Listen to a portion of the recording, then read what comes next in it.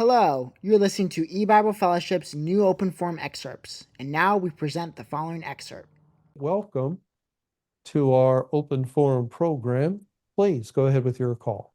Hey, Chris, calling on behalf of another e-Bible listener. Can we look at Joshua 2, verse 15? Joshua 2, verse 15.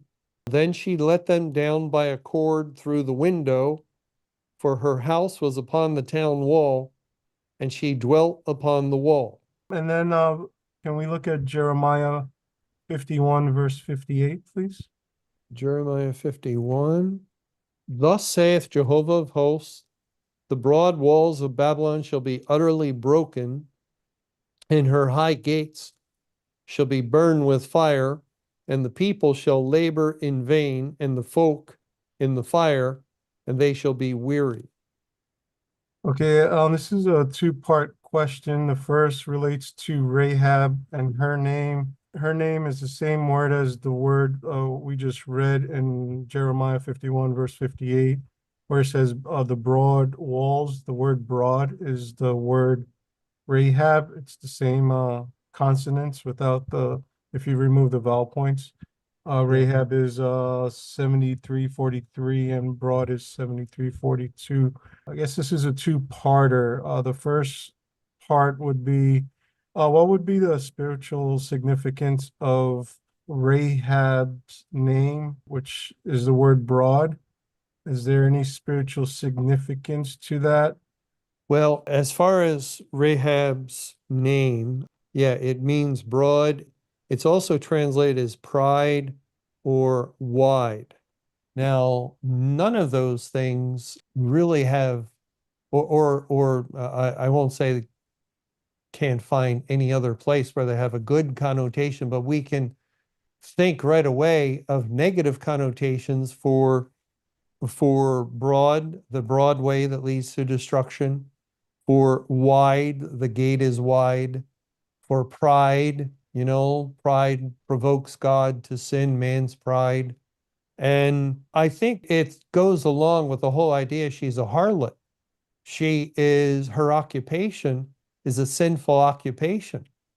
And so she is representative of sinners that God saved, that are the elect, her and her house. And we know that the scarlet thread is a picture of the blood of Christ, and the judgment of Jericho when the walls came tumbling down. It didn't touch her or her house because they were protected by the agreement with the spies. But God's the one who caused the walls to come tumbling down, and so that was his doing. And the Lord wanted to picture that she was covered by the blood of Christ, and we know she's in the faith chapter of Hebrews 11. Rahab by faith received the spies. So by Christ, it was Christ who saved her and delivered, at least historically, all her family with her, and the rest of the wall collapsed. So at the time, after 13 times around, when the ram's horns or the trumpet of the Jubilees, it's actually plural in at least one of the times it's mentioned, I think more than once, it speaks of Jubilees. So more than one Jubilee, and I think it would have to do with the two outpourings of the Holy Spirit, first beginning with Christ born in a Jubilee year, 7 BC, and the outpouring of the Holy Spirit on Pentecost in 33 AD, connected, and it was through that outpouring of the Holy Spirit that all saved within the churches were saved.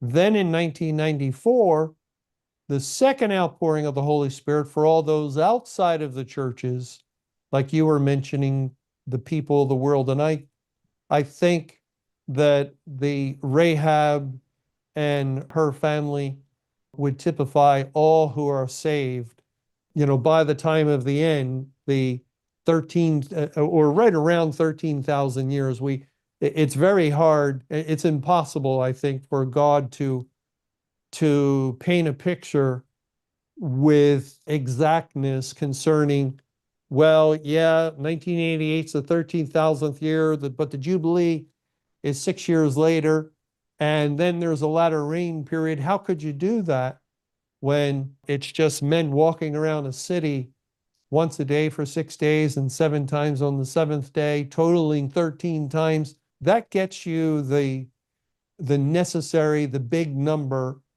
that ties into the end, and walls in the Bible point to salvation. So when God brought judgment on the church, he ended salvation for the churches.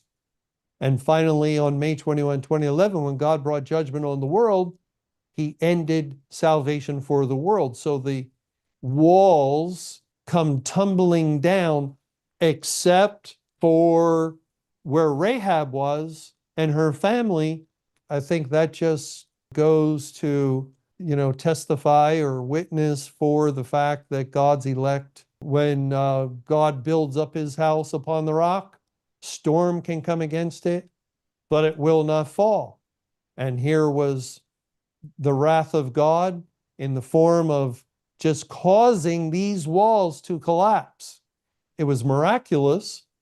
The walls, who knows how long they had been standing, sturdy, very powerful looking walls, no hint of any cracks or no word of that in the account. It was a supernatural act of God to time it according to the number of times they walked around.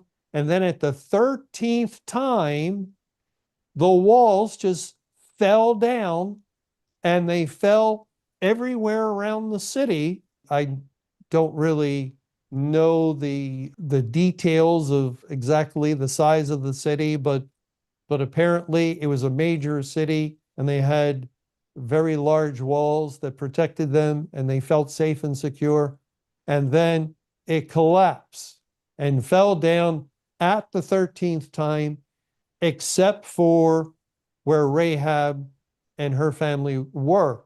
I mean, it would have to be, since she was spared and her house was upon the wall. I don't think there's any indicator that her house fell too. That wouldn't go along with what the picture God was trying to paint. So her house alone was standing. That is just a wonderful miracle that everyone else who had houses upon the wall, probably she wasn't alone, and the whole wall fell down. But there is her house. No earthquake, no hurricane. It was men marching around a city and blowing trumpets. But God's in control of all things. All things. He can walk on water. He can set aside laws of nature and turn water to wine, or he can say to a very sturdy wall, collapse. Thanks for watching, and be on the lookout for more new Open Forum excerpts that will be added periodically.